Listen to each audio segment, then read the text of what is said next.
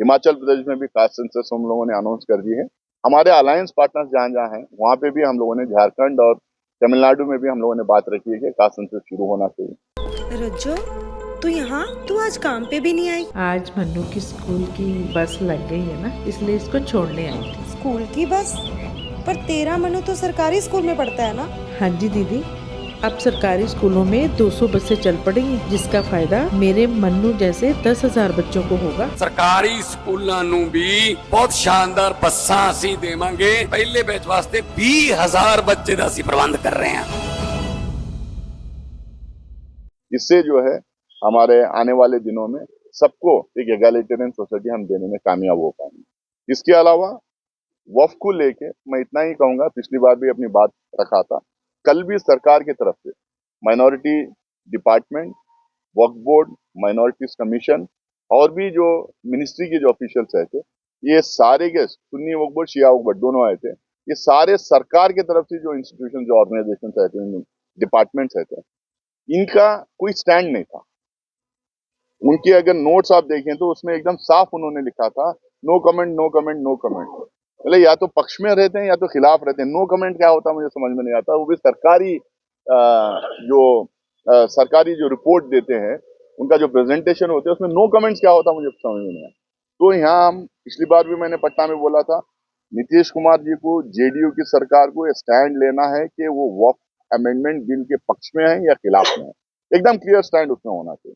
जैसा कांग्रेस पार्टी ने एकदम क्लियर स्टैंड ली है कि 1995 में वक्फ बिल आई थी, 2013 में अमेंडमेंट आई थी। 2013 में जब अमेंडमेंट किया गया, सारे पार्टीज मिलके यूनानिमसली इस बिल को पास किया था, जिसमें भाजपा भी थी। 2019 के इलेक्शन में भाजपा अपनी मैनिफेस्टो में उन्होंने डाला था कि रहमान खान कमेटी रिपोर्ट जो है वक्फ के ऊपर, उसको टोटली लागू करेंगे करके। कर्नाटका में उनके भाजपा के चीफ मिनिस्टर से उन्होंने बोला था कि 2013 का जो अमेंडमेंट हुआ उसको पूरी तरह से लागू करेंगे। अब ये सिर्फ और सिर्फ क्योंकि इनके पास मुद्दे खत्म हो गए हैं, इस मुद्दे को उछाल के, मिस इन्फॉर्मेशन फैला के, ये वोट डिवाइड करना, पोलराइज करना, डिवीजन करना, समाज में दंगे फसाद फैलाने का ये काम कर रहे हैं। हमने बहुत सारे इनके संस्थाएं जो कल आए थे, जो प्रो भाजपा हैं या भाजपा की मानसिकता के जो हैं, उनसे हम लोगों ने पूछा जो मिस इन्फॉर्मेशन है। मसलन उन्होंने कहा कि ये 1995 के एक्ट में ऐसा है कि वक्फ बोर्ड कोई भी जमीन अपनी जो चाहे उसको अपने नाम पे लिख ले सकती है। तो मैंने पूछा, भाई आप बता दीजिए 1995 एक्ट में कहाँ लिखा हुआ। मेरे पास एक्ट की कॉपी है, आप बताइए कि कहाँ लिखा हुआ। उनके पास जवाब नहीं था।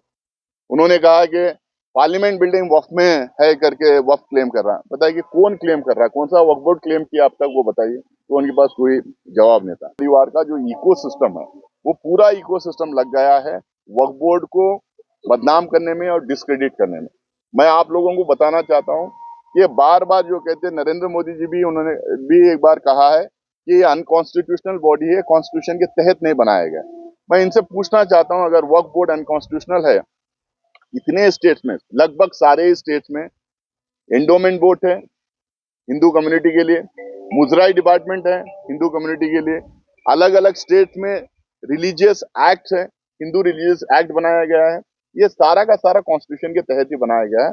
लगभग सारे समुदायों को अलग अलग बोर्ड है, अपने रिलीजियस प्रॉपर्टीज को मैनेज करने के लिए, गवर्न करने के लिए अलग अलग बोर्ड्स हैं। वक्फ का मतलब दान होता है। दान हर समुदाय में किया जाता है। कहीं मंदिर को किया जाता है दान, कहीं किसी और रिलीजियस सेंटर को किया जाता है, गुरुद्वारा किया जाता है, मस्जिद को किया जाता है, चर्च को किया जाता है। ये झूठ मूठ का भ्रम फैला रहे हैं, मिस इन्फॉर्मेशन फैला रहे हैं कि सिर्फ मुसलमानों के लिए वक्फ बोर्ड है और दूसरे कम्युनिटीज के लिए नहीं। हर कम्युनिटी के लिए कहीं ना कहीं कुछ ना कुछ बोर्ड बनाया गया। हम तो कह रहे हैं, मैं कांग्रेस का CWC मेंबर हूँ, MP हूँ, JPC कमेटी का मेंबर हूँ और कर्नाटका में वक्फ बोर्ड का भी मेंबर हूँ।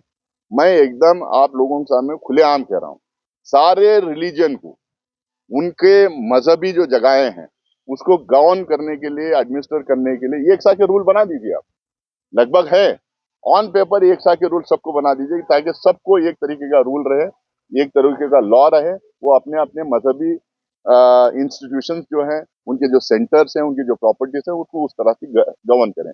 उसके बजाय ये झूठ मूठ का मिस इन्फॉर्मेशन फैला के ये अननेसेसरी समाज में तनाव पैदा करके डिवीजन क्रिएट करने की कोशिश कर रहे हैं।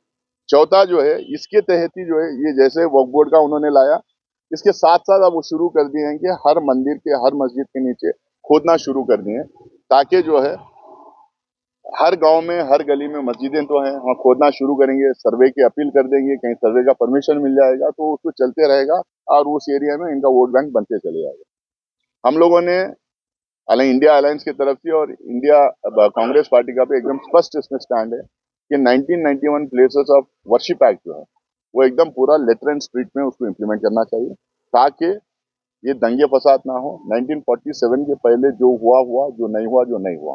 1947 में जो मंदिर है वो मंदिर बन के रहेगी, जो मस्जिद है वो मस्जिद बन के रहेगी, जो चर्च है चर्च बन के रहेगी, जो गुरुद्वारा है गुरुद्वारा बन के रहेगी, एकदम स्टेटस को रहेगा। हिंदुस्तान में बहुत जमीन है, जो जहां मस्जिद बनाना चाहते हैं जमीन खरीद के मस्जिद बनाए, जहां मंदिर बनाना चाहते हैं जमीन खरीद के मंदिर बनाए जाए। सारे हिंदुस्तानियों को एक तरीके का लॉ है, लैंड रूल्स हर स्टेट में एक तरीके के हैं, रेवेन्यू रूल्स हर कम्युनिटी के लिए एक है, प्रॉपर्टी रजिस्ट्रेशन के हर कम्युनिटी के लिए एक ही रूल है।